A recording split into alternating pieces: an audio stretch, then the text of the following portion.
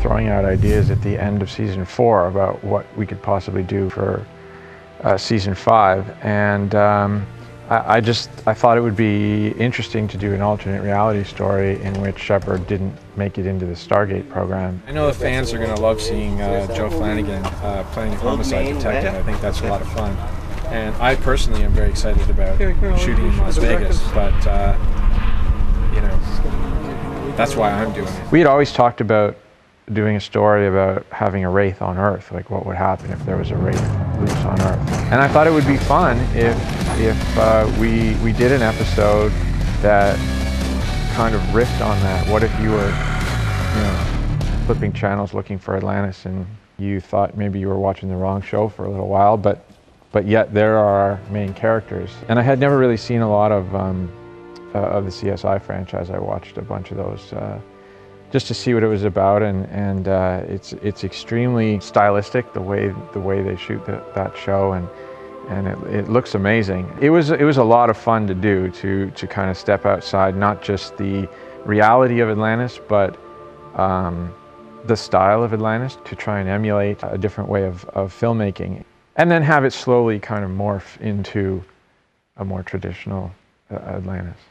We are shooting the motel. It is a motel that's supposed to be in Vegas. It's not the Bellagio, and this is where the Wraith has been hanging out, and our sick guy, who's been barfing in the bathroom in there, he gets exposed to some radiation. The Wraith is building a device in a trailer, and it's parked next door to this guy's room. And unfortunately, he gets sick because of it. Well, originally we had hoped to shoot in Nevada. We had hoped to take ourselves on the road down to Vegas, and when we ultimately looked at it, we realized not only could we not afford the 4 days, but we probably couldn't afford 3. So we looked at opportunities to emulate that desert look up here, where we could take our crew and maybe get more time out of that money. So we drove out. Oliver, BC is about 2.5, 3 hours from Vancouver, and it's an interesting little pocket of you know, territory, because it's actually a desert in the middle of BC. It's the driest place in Canada, and the only place where we could even come close to getting that sort of scrub desert look that you get outside outside of Las Vegas. Might have to lose the sweatshirt now. It's starting to get toasty. This is the tease of the episode in which we reveal that Shepard, in this reality, is a detective, and that he's on a case that he believes is a serial killer. And the final reveal will be looking back this way, and when you see it, there won't be a mountain there. It'll be Las Vegas. It was absolutely perfect in the morning. It was beautiful. You can actually see the sky is completely clear blue. The first shot up we did was the crane down shot over the teaser scenario. You've got an ambulance and some cop cars and stuff. And the very first shot is you know, clear blue. So we got that shot. It was great. And about an hour later, the wind started to pick up, and it was unbelievable. It's dust. It blows up because we're in a desert, you see. So there's sand over there, and you know, they got this thing here. I got this contraption here. This is so I can actually see what we're shooting. And in order to see it, I got to stick my face in here like this. So I look really cool doing that, don't I? Dust-proof and wind-proof and sun-proof and cool-proof too. It's cool-proof. The sand was just blowing in gusts. You had it in your eyes, you had it in your face. People were, you know, pulling their hoods over their faces or wearing bandanas, and it was like we were shooting in a desert sandstorm in, you know, God knows where. It was probably one of the toughest shooting days that I've ever experienced. I think I have a pound of sand in this eye. It's the sort of thing that's a lot of fun to talk about now, because it was a great, you know, one of those great stories, great experiences, but it was not a lot of fun at the time. We had this massive explosion. I had wanted to do it early so that we had the opportunity of pushing it if weather or other circumstances had jeopardized it. The trailer, we had 2 trailers. We had a a film trailer that we could go in and out of that looked really good, and then we had one that had been cut up into small pieces and taped back together with duct tape, believe it or not, that was painted silver, and that one was rigged with explosives. Like, I don't even know, you'd have to ask Ray how many gallons of gas were in that thing. I've done the strafing run, it's done now. Okay. The truck will be done in a matter of another 15, then I load the trailer. That'll take 40 minutes, and then we push a button. And I just need to get this from you before you run away and I run away.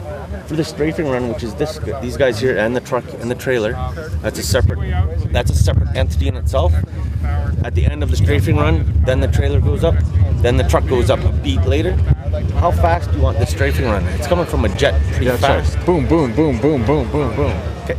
The explosion was going to be so big that if there was any amount of wind, they were concerned about controlling debris, flaming debris, getting outside the area that we were trying to contain, but also there were power lines running down the middle of the location. Basically, they just would not have let us explode the trailer if there was any danger whatsoever of of interaction with the power lines.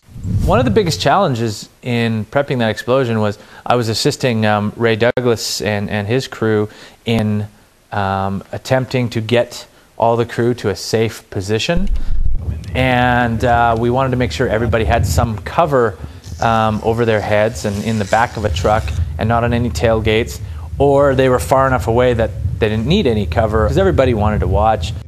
Actually, to be honest with you, I always find these sort of things somewhat anticlimactic because there's so much buildup and so much talk about it, and then it's over in like a matter of seconds. It's just, there it is, and it looks great, and you watch it on film in slow-mo and you think, oh, that's awesome, but the actual act of filming it is incredibly quick. It's just boom, and it's over, and then everybody's, clapping and patting themselves on the back, hopefully. It's like Christmas. Yeah, Christmas or sex.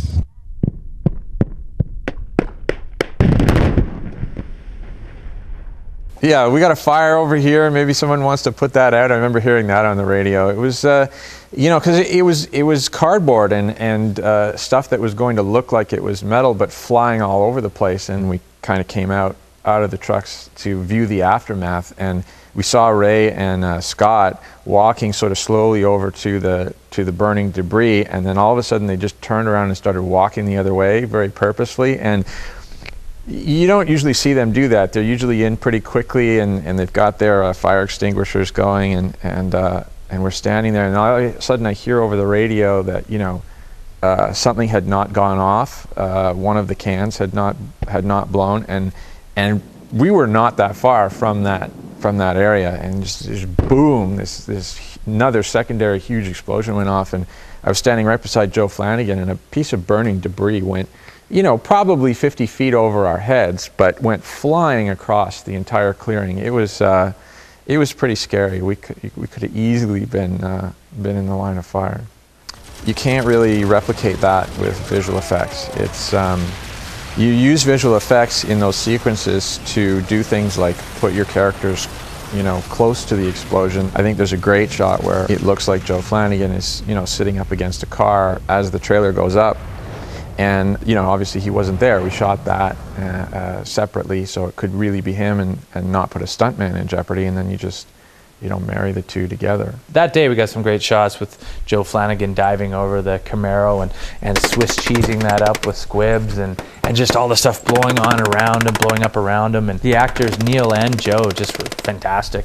Just were game for anything. We put a gun in their hand, they'd do whatever they were told, we'd blow up their bodies, no problem. They're just like so into making this episode look fantastic. It's a big episode, and yet it's not a big sci-fi episode. I mean, it was quite expensive, but yet, the cost came from things like going on location. After fighting the wind and sand, we headed to Las Vegas. We're at the Planet Hollywood Resort and Casino in Las Vegas, Nevada. We were very, very fortunate to hook up with Planet Hollywood, who was very, very cooperative and was enthusiastic about us doing pretty much everything that we really wanted to